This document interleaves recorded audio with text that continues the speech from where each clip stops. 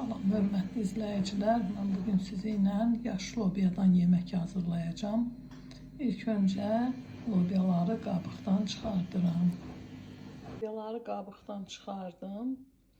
Yaxşı yudum. İndi qazana töküb bişirirəm. Biz artıq bişmişdir. İndi mən doğradığım 2 baş soğanı yağda saraldıram. Soğan saralmıştır. Mən onun üzerine indi bir yumurta vururam. Yumurta pişdikdən sonra lobiyanı tökürəm. Tökdükdən sonra yeməyə bir duz, pul biber və qara istiot da vururam. Zövqlər müxtəlifdir. Bəzi insanlar bu lobiyanı əzərək xoşlayırlar, ancaq mən diri qoyacağım. Yemeğimiz artık hazırdır. Ben indi onu servis edirəm.